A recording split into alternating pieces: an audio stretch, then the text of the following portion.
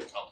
It's far better to simply play only green creatures to maximize the value of your Sylvan Anthem than it is to use lifeless to buff a random non-green creature. All in all, this means there's no payout for playing color-changing cards that's high enough to justify playing them. Throughout the years, Wizards has printed a number of cards that change colors at display. A few of them still play because they could change color. The previously mentioned Cerulean and cards like it could not have had their color-changing effect at all, and would still have been more than 2. However, there are a few cards that ended up being very powerful and whose color-changing effects actually came up with them. First, a few threads we had color-changing effect, namely Wild Mongrel and Spirit Mongrel. Wild Mongrel is a 2/2 dog with a mana cost of 1 green. It is ability where you discard a card to get Mongrel +1/+1 until end of turn. But you can also choose a color and turn Mongrel into that color until the end of turn. Spirit Monger is a 6/6 beast with a mana cost of 3, 1 black and 1 green. It has abilities where, whenever it deals combat damage to a creature, you put a +1/+1 counter on it. You can pay 1 card to regenerate the Monger, meaning that the next time the creature destroys this turn, it isn't, you tap it, roll damage from it, and move from combat. Finally, you can also pay 1 green to make a creature of any color until the end of the turn. Both of these creatures are already one of the best threats in the respective standards. Mongrel is part of the Madness deck. This keyword allowed you to cast a card you discarded for its Madness cost. These Madness costs were often at quite a discount, and cards like Mongrel could let you get this Madness cost whenever you wanted. Spirit Monger, likewise, was just a very impressive stat line for the time. A 6/6 for 5 mana was unheard of all the way back when Mongrel was printed. The fact that the card had multiple upsides on top of its impressive stat line just made this card incredible back in the day. 4, 5, 6, 7. 7. 1, 2, 3, 4, 5, 6, 7. 8. 1, 2, 3, 4, 5, 6, 7. 9. 1, 2, 3, 4, 5, 6, 7. 10. 1, 2, 3, 4, 5, 6, 7. 1. 1, 2, 3, 4, 5, 6, 7. Effect could not have been on the cards, and they likely would have still seen play. 1, 2, 3, 4, 5, 6, 7. Dodging Terror was the main use of these abilities. But getting 1, around 2, protection 3, abilities in 4, the line 5, also 6, pretty 7. important. Similar to other, generally weaker effects, 14. color changing was only good if you weren't really losing anything to get it. There is one color changing effect that has ended up being incredibly powerful due to its ability to change the color of cards, that being a Painter's Servant. This is a 1/3 scarecrow artifact creature with the abilities where, as it enters the battlefield, you choose a color. And all cards that aren't on the battlefield, all spells, and all permanents are that chosen color, in addition to their other colors.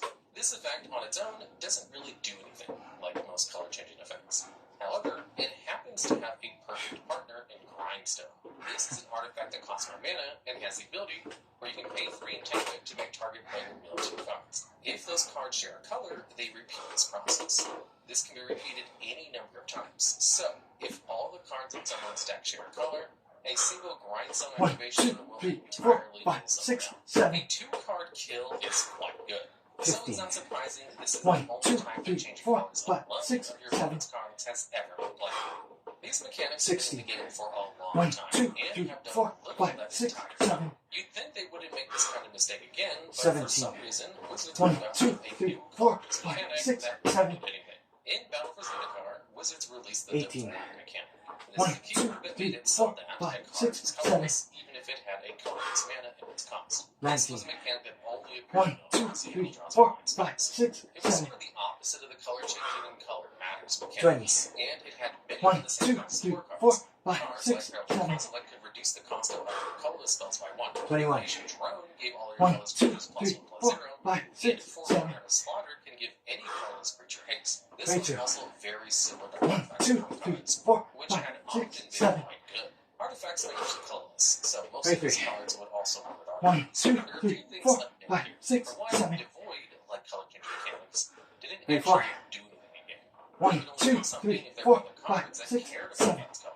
Luckily for Devoid, colorless support cards have 25. very strong starting points in the game. For example, cards like Ancient Stirrings have seen play for years, and at one point, people called for the card to be banned thanks to how strong it was. Mystic Forge works with both artifacts and colorless cards, and is so good in Vintage that has been restricted to one copy.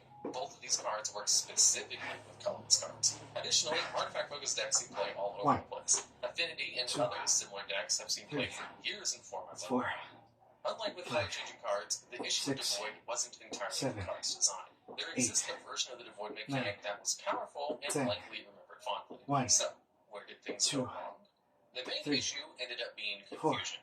But to get why 5, this is so confusing, we 6, have to cover a lot of ground. 7, First off, the vast majority of Devoid 9, cards are just normal 20, spells that happen to be colorless.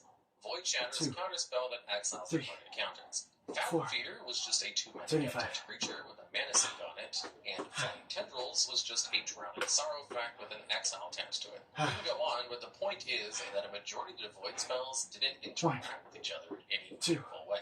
They were just 3, normal spells you'd find in a set, 4, with a mostly irrelevant color 5, paint. There also wasn't 6, quite enough payoffs for playing 7, Devoid spells. We've already 8, talked a lot about how 9, low payoffs for playing Devoid 35, spells like Forerunner and Slaughter, oh, but 35, unfortunately, those were really the only payoffs that existed. There were 4 high-rated cards that cared about your creatures specifically being colorless in the set. Gruesome Slaughter, Shrine of the Forsaken Gods, Sanctum of Ugin, and Ruins of Orgrimmar. Of these cards, the only notable one was Sanctum of Ugin, which would eventually see play Raptors in modern. 1, That doesn't mean the Eldrazi 2, would go Raptors to support them. 3, It's just that most that 4, support were cards like Cosmos 5, Return, which has a graveyard 6, when you cast an Eldrazi 7, with a mana value 7. 8, This may lead you to ask, why 9, doesn't the card turn off of colorless 10, decks? Especially considering 1, that the majority of colorless cards 2, in the set were Eldrazi. This 3, is the card that most players grasp 4, in some battle for some other card. 5, The Eldrazi support was 6, split between caring about Eldrazi 7, cards specifically and caring 8, about colorless cards for seemingly 9, no reason. This ended up 20, being a bit in standard once 1, Warcraft's Blood College released. 2, But at the time, 3, it was a mostly meaningless 4, decision. This was made even more true 25, by the fact that the Eldrazi had already shown up once back in the Rise of Eldrazi. And in that set, they were colored Eldrazi, making the flavor argument much weaker.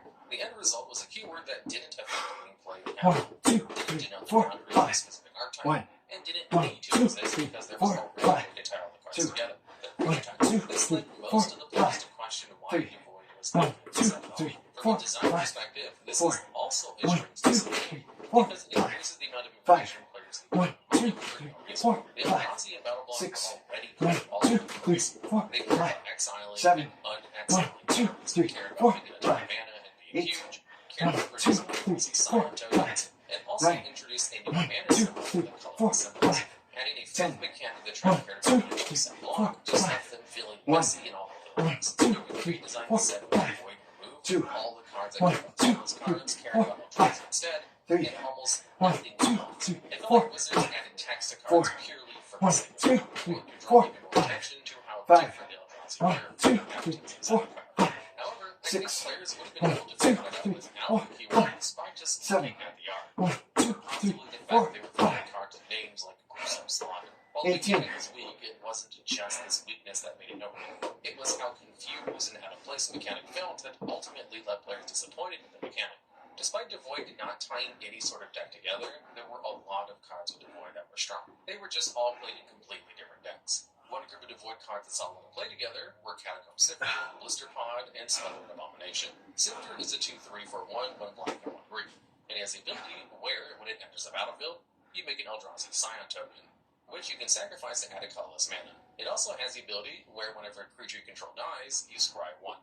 This allows you to look at the top card in your library, then either place on the top or bottom of your library. Blister Pod is a 1/1 for green that makes an Eldrazi Scion token when it dies, and Smothered Abomination effects such as Reflector Mage. With both of these cards in the field, you can just pay 3 mana to bounce your creatures whenever you want. This was not only one use of the card, as if your opponent's removal spell with creatures, you could just put it to see if you remove. You could even put your opponent's creatures to stop them from attacking. All of these different uses for the card, the card only simply standard, but in multiple other formats. The final Devoid card we're talking about is Inferno of Truth. It is a 6/6 flying for 2 black.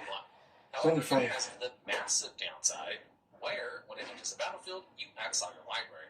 Then you shuffle your graveyard into your library. Well, this was probably done that care about color, but that often runs into its own problems. Even if you had made Devoid less confusing and designed the cards more sensibly, the Devoid mechanic still wouldn't have had legs in the controlled format. The payoffs simply weren't high enough to be better than casting Gideon, Alliance, Zendikar, and Standard. Magic, 8, as a game, has a 9, very hard time making close to 10, some cards work together unless those 1, cards directly synergize 2, with each other. It's easy to make a plus 3, on plus counter deck work. 4, You just print good cards with counters 5, and good cards that give counters. 6, However, caring about something like 7, color that doesn't directly impact 8, gameplay requires far more work. 9, It requires much more 20, heavy-handed design than Wizards is 1, often comfortable with. As 2, it's very easy to make a deck that just does 3, far too much. Devoid 4, may have had a chance as a play, 5, it would have required far more 25, support than a few cards that look for colorless cards, and one land that fix your mana. Color-changing cards were essentially always doomed, as we previously mentioned, 1, as they ran up against too 2, many cards in the game.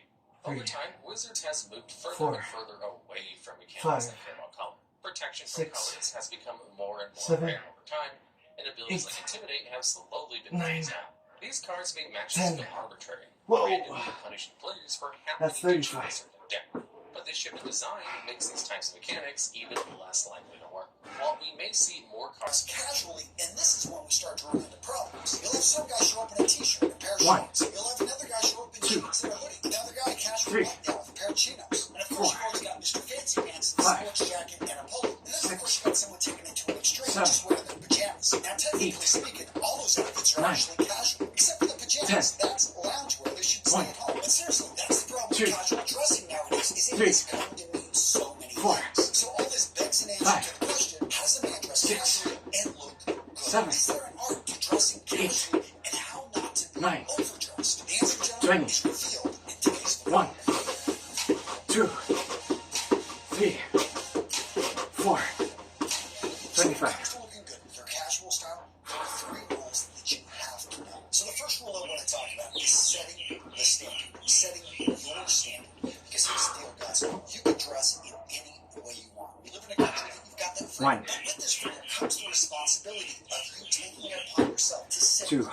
own standard of the message you send with the clothing you wear. So know 3, who you are. Understand what message you want your clothing to send, and then 4, put together a uniform. So first, know who you are, or at least know who you 5, want to be in the next few years. You want to have a vision. You want to have an idea 6, of what this guy looks like. And you probably do. That vision, that dream of 7, who you want to be, that version of you is probably dressed in a certain way. Now, 8, setting your standard, you want to think about what message does that clothing say. If you're an 9, up-and-coming actor out in the LA area, you could run into somebody that could help you in your 10, career at any point. So are you dressing in a way that you look the part? Perhaps 1, you're on the East Coast looking to break into the finance or consulting field. The idea, though, is that you put together a uniform. This 2, is clothing that you have to think about that sends the message that you are the professional you are working to become. Next up, let's talk about the code, the dress code. So a lot of people say, well, there isn't a dress code. There's always a dress code. Now, a lot of times this dress code has to do with the weather, but it also has to do with culture. It also has to do with the people you're surrounding yourself with. Now, what if the dress code contradicts your standard? Well, again, we want to think about the message you want to send, and can you adapt it to the local dress code? Let's say you're a lawyer and you work for a construction firm, but you're down in the Miami area. Well, you want to dress for hot weather, but you're still going to want to dress more professional than the average construction worker. Simply put, you're getting hired to pay attention to the details in multi-million-dollar contracts, not to roll up your sleeves and do the construction work. And now the third rule, exercising your options. I use the word exercise because you get better with practice, and that's key here. A lot of guys think that dressing well, even casually, somehow looks uncomfortable. Guys, it's just because you're not familiar with the clothing. Gents, quality clothing that fits a man well initially may be unfamiliar because you haven't worn something like this, but over 3, time, you're going to become accustomed to it, and all of a sudden, you're going to feel naked, not dressing in a 4, manner that you're putting your best foot forward, even when you dress casually. So now that you're on 5, those 3 rules, let's move into the second part of this video where I give you specific 6, steps to improve your casual wardrobe today. But before I do that, I 7, just want to introduce you to today's sponsor, Thursday Boots. I've been talking about Thursday Boots 8, for years because I love what these guys do. Over at Thursday Boots, you're going to find stylish, 9, quality footwear at an affordable price. Now, if you're just getting into boots, you want something that's 20, functional, something you can wear every day, still you can polish it up, make it look nice. 21, Check out a pair of classic lace-up boots. Now, over at Thursday Boots, they call this style 22, the captain, and it's one of the best sellers, and you can see why this boot right here. I know 23, I'm looking for a boot that I think about it, it's going to work with almost any outfit. 24, This is the boot I gravitate towards. Now, if you know your footwear designs, you know one of the big advantages of boots 25, is going to be not only the ankle support,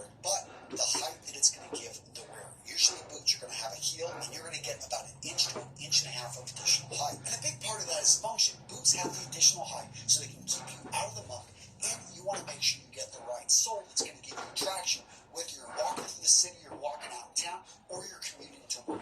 Now, these soles right here are part of their Storm King edition if you want something that's really rugged. But if you want something that's a little bit more elegant, look for the classic Thursday sole, which again is going to have excellent grip as well. Notice the nail tacks on the heel. Small details like this are a testament to the quality of Thursday boots, which, in case you didn't know, Thursday boots uses a Goodyear welt, which is a stronger construction that's going to make sure that these boots can last longer and even be resoled. In any case, gents, make your way over to Thursday Boots. And by the way, Thursday Boots is a lot more than just boots. They've got a great selection of dress shoes if you're looking for sneakers, or even if you're looking for a leather jacket, maybe in a bomber style, or what I'm wearing right here, a casual jean jacket that they've got in a variety of different denim finishes. Now, gents, I'm linking to Thursday Boots in the description of today's video. It's the best deal you're going to find on the web. Seriously, use this link. Go over to Thursday Boots, look at all their new arrivals and the options to upgrade your casual wardrobe and take it to the next level. All right, gentlemen, so as you can tell, I changed jackets, and that's the first item that I want you to consider upgrading in your wardrobe. Seriously, gents, let me know in the comments if you agree, but the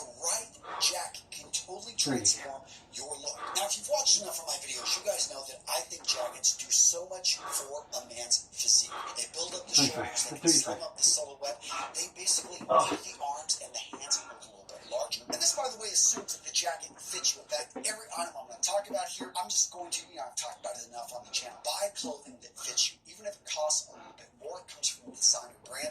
Gents, save up your money, cry once about the price, but get something that fits you. And jackets, especially leather jackets, they're notoriously hard to adjust. So it's better to make sure it fits you right off the rack. Jean jackets, which I was wearing earlier, those can be adjusted to a point. Skill tailor with the right tools can make magic happen. But in general, you want those to be a little bit looser, and they are a good option. While they're more for the younger man, they are going to be a bit more casual. But what I love about a good leather jacket this fall, in particular, you've got this part right here. This is synthetic. It's not a real wool. But what it does is draw attention to the face. It brings texture in and around, creates this feeling of warmth even before you touch it. And it looks really good. And this is why it's so key to make sure you go with something that you really like. Each of us have different styles that we gravitate towards professionally that we need. Because for a lot of you professionals out there, maybe a sports jacket is a better option. Or investing in a few sports jackets. And in case you don't know the history of a sports jacket, it started off as what's known as the quad jacket. About 150 years ago, when men were in public, they pretty much only wore suits. But when men started to engage more in sport, we're talking tennis, maybe hunting, they had specialty jackets made. These were known as quad jackets. They didn't have a pair of trousers made to go with them. And the style was made to be a bit looser, a bit more functional for them to be able to play a sport. Over time, these jackets made it into more and more men's casual wardrobes. And still today, these jackets maintain the name of sports jackets. Other jackets you may want to consider adding to your casual wardrobe, maybe the leather racer. If you're big into motorcycles and Harleys, maybe the double rider. If you want something a bit more eclectic and you have the courage to pull it off, look to a safari jacket. Although personally, I thought for me, I'm more drawn towards simple shirt jackets, maybe military-style fatigue jackets that have 4 pockets on the front and are usually made with a heavier cotton or maybe even a wool. These jackets right here, because they can be layered relatively easy, they work really great for fall and even in the winter. I find that I get the most miles out of this style. The next item I want to recommend to level up your casual wardrobe is going to be a tool watch. Now, there are all types of definitions out there for tool watches, but when I think of tool watch, I think something that's rugged, I think something that's functional, I think of a watch that can take a beating and keep ticking, a watch that you can wear day to day and you don't have to worry about. Now, one of the best watch styles that fits this type of description is the dive watch. And for me, the Tudor Black Bay 58 is my go-to, I don't have to think about casual watch that pretty much works with anything. Now, the Black Bay is expensive, but this style, this type of tool watch doesn't have to be, guys. Maybe go check out an Orient. Heck, there are tons of lesser-known brands out there that make great functional dive watches that I think look amazing. And again, you can wear it pretty much any casual situation. As long as you go with class and style, not fashion coach, these are going to be pretty much any situation. And because we're talking casual, you don't have to always go with the metal. I know a lot of you guys like the rubber straps, you like the silicone strap. And of course, if you know anything about watches, you know a lot of times you can actually change these straps out, so you've got options. In fact, when we're talking about casual, expensive watches, let's go look at Timex. Yes, these are both quartz watches. What I love about these is they look good. They've got these nice NATO straps. You can change out to go with a variety of different colors. At the end of the day, both these watches look good, and they'll work with pretty much any casual outfit you throw them with. Now, what about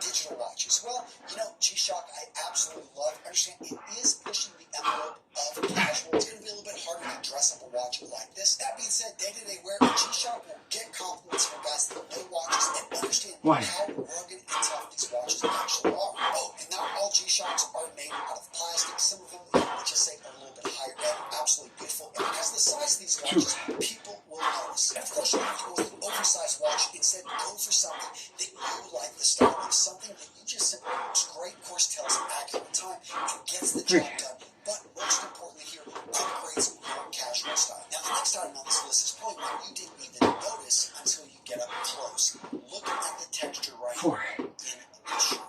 This is a shirt jacket. The material here is going to have more of a thickness to it. In fact, overall, it's going to wear a little bit harder. And from a distance, it looks like a regular shirt. But when you get up close, you see that this thing is heavier weight. Now, all different types of companies make shirts like this. You're going to find some are going to be cotton, others wool. They're going to be woven. They're going to be knit. But what unifies them all is that their weight is typically heavier than a normal shirt. They have to use a little bit different buttons. They have a little bit more space because of the thickness of the material. In general, these type of shirts are going to be warmer, and I think that they just got a really well, that is kind of hard. I don't think you would run after us very long.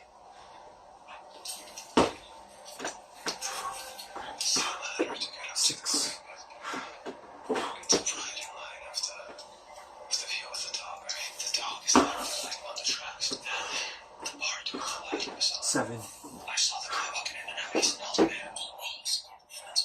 The cars would come, I feel like, because the roads are clean. Yeah, that's 8. Did he see you? The dog. So let's go through the parking lot last time. Right. The long road in this space. 9. Yeah, the safest. The chase must have been too much already. Yeah. And they walked to us. Parking. Somebody's gonna go walk. There's news everywhere. 10. We're gonna get on these badges and follow them to that tower. And basically from that tower, we already know the way back because we did it twice. 11.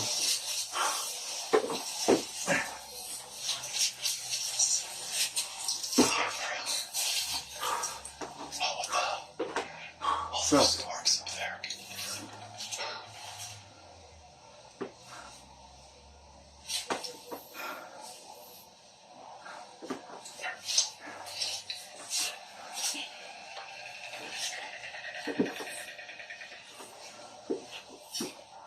Basically trying to get to that tower.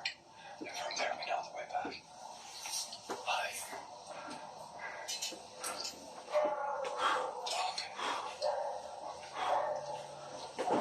Let's go past.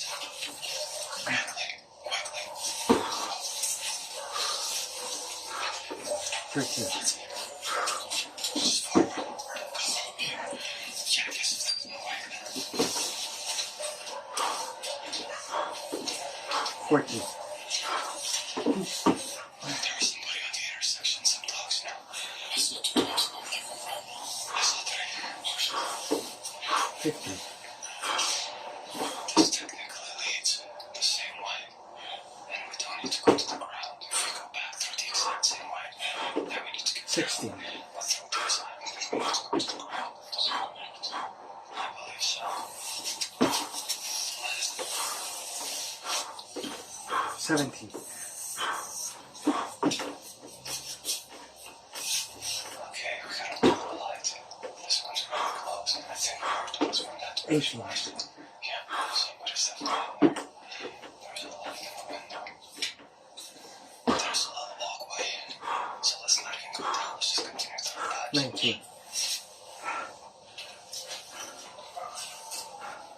Okay, this looks clean. There's a light inside. There should be somebody inside.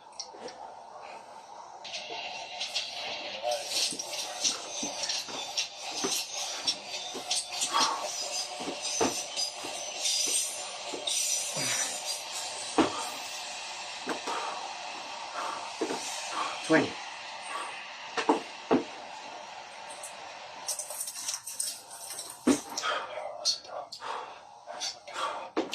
21.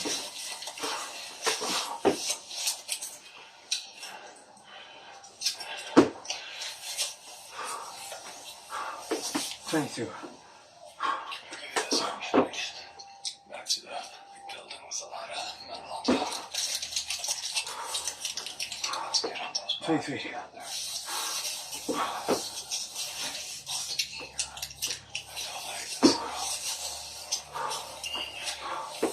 24.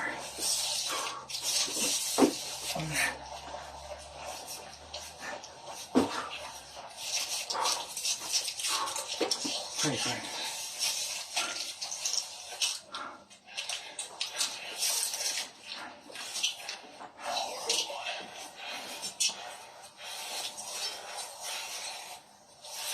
This is what I wanted to achieve.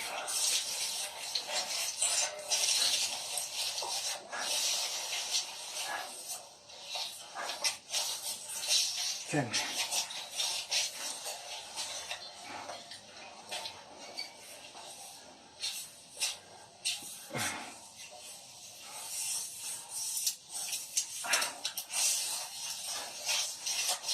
20. Okay. Made it. Be safe here. Some interesting water. So we connect with her. Scratch status. 30. Just kind of 1, there. Yeah. 2, 3, 4, 5, 35. 1, 2, 3, 4, 5, 6, 7, 8, 9, 10.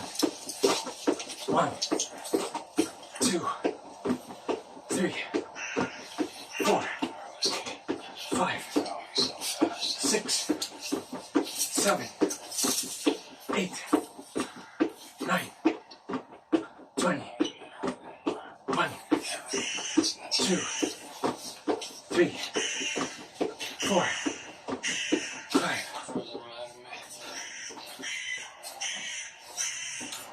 Come on, Carl, don't be a bitch.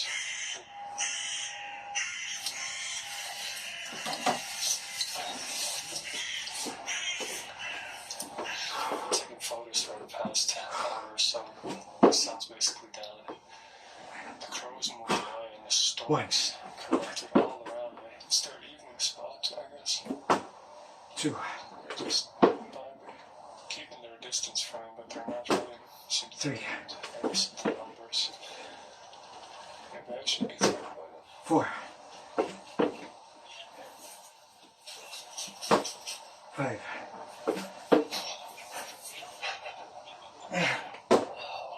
6, Closer to me. Hi.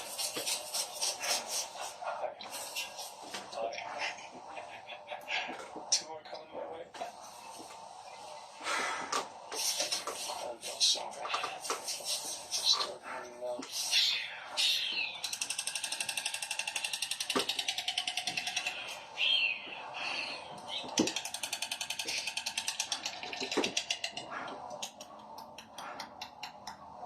Yeah, I can't do your noise.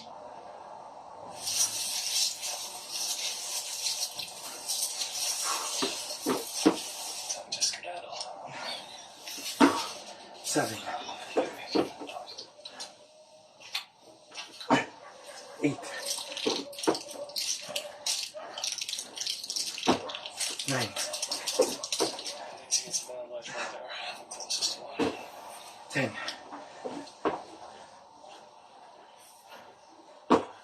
1, 12, 3,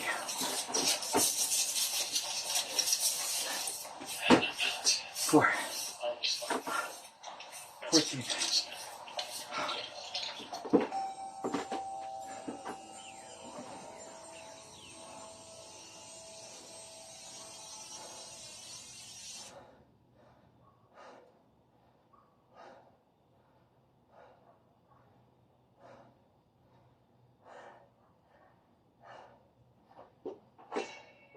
If working with AWS Cloud is your job, then you need the ultimate AWS Certified Cloud course on Udemy. These video lectures and practice activities can help you upskill your team and prepare for your AWS certification. And because Udemy courses are taught by real-world experts, your skills will always be current. Grab this course now and learn on.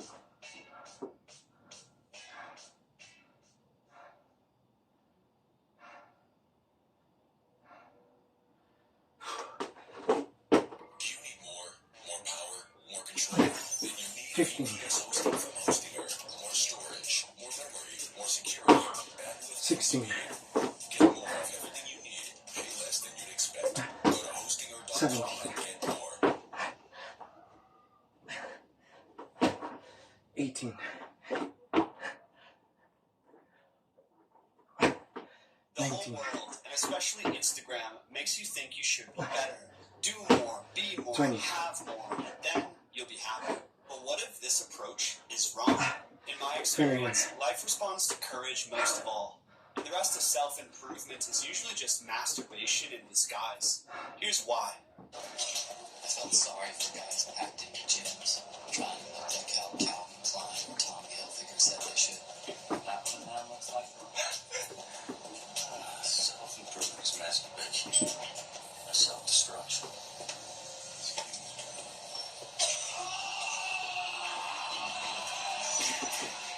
So just destroy your life, eh? Spit on everyone and go die in a gutter.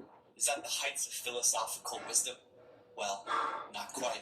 I think Tyler Durden in the scene from Fight Club meant self-destruction in the 22. Nietzschean sense of going under, letting go and facing the danger or hardships that you have been 23. avoiding, destroying the identity and beliefs that are limiting you. Without the courage to 24. shed your skin, you will constantly be suffocated by who you were while trying to 25. live your life. You cannot reach the promised land without the courage to sail over the horizon and lose sight of the shore. Courage is what invigorates us and builds our testosterone. Being dangerous is what makes us feel alive. Only the courageous down-goers can truly transform themselves and become something new. And this idea was at the center of Tyler Durden's and Nietzsche's philosophy. 1, What is great in man is that he is a bridge and not a goal. 3, What is lovable in man is that he is an overgoing and a downgoing. I love those who know 6, not how to live except as 7, downgoers, for they 8, are the overgoers. 9, Nietzsche. Downgoing 10. is one of the most important concepts in 1, thus spoke Zarathustra and is central 2, to all of Nietzsche's philosophy, 3, and yet almost no one talks 4, about this. Downgoers are those who 5, willingly face the unpleasant and difficult 6, seasons of life. They offer their 7, current selves up as a living sacrifice 8, and face the discomfort of 9, change. Zarathustra, the fearless sage, embarked on many great downgoings and thus spoke Zarathustra, where he descended into the world of muck and man and shared his message of the overman or ubermensch. To paraphrase him, only those who are 2, downgoers can give birth to the 3, overman. Only those who 4, cheerfully descend can be free 5, and become something more. 6, This is an interesting bit of 7, counterintuitive wisdom most of us 8, need to hear. As far as I'm concerned, 9, only Nietzsche and Tyler Durden 10, talk about. You 30. don't need to be better. You need to be more dangerous and your life will naturally fall into place. Going under is how you go over. All your self-improvement and philosophy is bullshit without downgoings. So let's talk about it. 3, The 4, general population constantly tries to fix what is broken. 35. Life. Self-improvers also constantly try to fix what is broken. Themselves. Everyone, and I mean everyone, is trying to improve life the best they can and get what they want. The problem is, 99% of people are dead wrong. Oh, I need more money and relationships and to eat better and start doing yoga and ice baths, fucking ice baths. That's what's going to make my life awesome. That's what I was missing. Nietzsche called BS on this. In reality, most of our wants are just a code. 10, We are terribly good at lying to ourselves and avoiding the truth. For instance, many of you keep scrolling educational or personal development videos on YouTube 15, because you are avoiding an action you want to take. Some people's entire life is a coping mechanism to deal with the dumpster fire that is their relationships. And still others glorify being alone, when in reality they're too scared to approach girls. Humans are great at rationalizing their actions as virtuous, when in reality fear, weakness, and anxiety are secretly rooted. 7, To illustrate this point, 8, imagine two towers. 9, One represents your 20. current life, and the other represents your highest life. 2, Here's you standing in your current 3, shabby tower. Here's 4, your discipline floor. And 25. it's pretty good. Here's your balcony of dreams, and your sex dungeon of addictions, and your mediocre relationships, and everything else. Here's the scaffolding of personal development, philosophy, pleasures, happiness, and all the coping mechanisms you have. Under your tower is a sea of fear, death, and unknown dangers. Over there, across the sea, is the tower you actually want. It is filled with vitality, greatness, harmony, and freedom. To get to the beautiful tower, you must face the monsters in your basement, your addictions and fears and attachments that keep you stuck inside. You must learn to follow your heart boldly and shed your skin. This requires courage above all. In fact, all true transformation comes from courage. And unless courage is at the center of your personal ethos, you will lie to yourself and make rationalizations your whole life long. Oh, I did a cold plunge today. Great. But you still didn't put in any consistent work on building your dreams, and you didn't have that hard conversation that's actually going to change your life.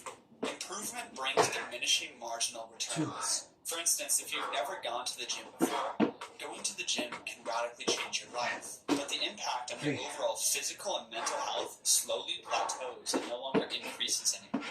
And this is what happens with improvement on all levels. Eventually, the tower of our life hits a ceiling where it can go no higher and can be made no more beautiful. And at this point, it's no longer about looking up, but instead looking down. The treasure you truly seek is inside the cave you fear to enter. It's not about how much more you can improve, but how much truth and fear you can face. Radical personal change comes from this descent, and trust me, it is always the descent into change that we avoid most rigidly. But for men of courage and faith, downgoings are what make the heart explode with new power. And that is all we want at the deepest level. Not a satisfied ego, but an overflowing heart. The ego projects all these wants and needs, but only the heart is the true compass. To Nietzsche, downgoers are most rare. Most of us are consciously or unconsciously refusing the truth in our hearts. We keep addictions and bad relationships around because to sacrifice them would be unpleasant or heartbreaking. We avoid resistances and hardships and satisfy ourselves with distractions and make-believe achievements. Fear dictates our lives from the shadows and keeps us focused on the scaffolding rather than on the tower of true victory. Let me repeat that in a new way. Fear keeps us focused on the scaffolding, on the minutiae of the details, rather than on the path to true victory. When you are ruled by fear and stagnation, everything becomes a cope for not facing your downgoings. Only when we descend into the darkness and pursue the dangerous but exciting path will our life blossom with new energy and we will become who we are meant to be. Welcome to Data. In today's evolving workplace, efficiency in data and AI isn't just an advantage, it's essential, regardless of your profession. Don't get left behind. Let DataCamp guide you on this crucial learning journey. For believe me, the secret for harvesting from existence, the greatest fruitfulness and the greatest enjoyment is to live dangerously. To Nietzsche, the joy of life is in becoming, and the downgoers are the true overgoers. Hey, I just want to let you know that I wrote a whole book on going under and slaying dragons, which is now available on Amazon. If you want to go way deeper, I encourage you to check it out. Thanks for your support. Okay, back to the video. Part 2, Following Your Heart. Charles Bukowski, the great American poet, once said, "Stop insisting on clearing your head. Clear your fucking heart instead."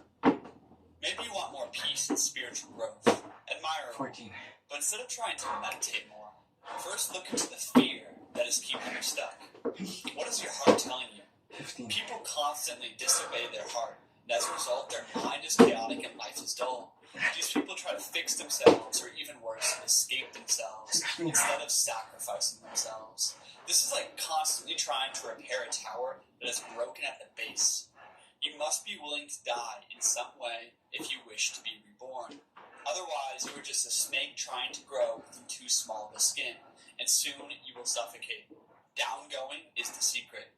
You must sacrifice yourself to your heart, and more specifically, to the great longing in your heart, if you wish to truly transform into something more. Nietzsche said he loved the higher types who lived their whole lives as a downgoing, as a sacrifice to the gods, to the overman, to their highest form. Instead of seeking comfort and security and lasting happiness, which is only stagnation in reality, downgoers live on the constant path of becoming. The concept of downgoing applies equally to love, work, health, spirituality, and almost all domains of life. The easiest example, though, is relationships. Most people are in relationships that suck, and that's because leaving a long-term relationship that hasn't been working is wicked painful. I know leaving my 4-year relationship took immense courage and brought about terrible suffering for months, but that pain liberated me into a vibrant new life. Starting a relationship, putting in the work to fix a relationship, or leaving a relationship could all be seen as a downgoing. The same could be said for work. Leaving a job that you hate to pursue something your heart calls you into will bring about immense change, but also expansion. The bottom line is downgoing is about facing the dangerous path you intuitively know you need to take. Most of us are denying our true path without even realizing it. We deny the innocent impulses of our hearts, the impulse of creation and victory and freedom and growth. We have built a tower that needs to fall, and yet we stay inside it and concern ourselves with petty trifles while limping through life on our crutches. Why? Why do we sacrifice the great adventure of our lives? Mainly because following the heart is dangerous. It is dangerous because it will show you the truth, and sometimes truth demands change. Contrary to popular opinion, following your heart isn't easy. Every guru and Instagram influencer out there constantly preach follow your heart. But what the hell does that mean? To me, it means following your joy and following your fear. Both require courage because the heart rarely presents the safe, easy, and rational path, but more so, just vague feelings and intuitions. In fact, the heart will lead you toward where you have the most resistance, excitement, doubt, and fear. For instance, leaving college to pursue my own path and start a YouTube channel many years ago was bonkers, but undeniably thrilling. Leaving the love of my life after years of stress was so damn excruciating, yet a relief. Writing a book was a hellish battle with resistance and doubt every single day for 2 years that no one could understand unless you do it. Leaving behind the addictions that ruled my adult life was terrifying. I didn't know how to function without my crutches.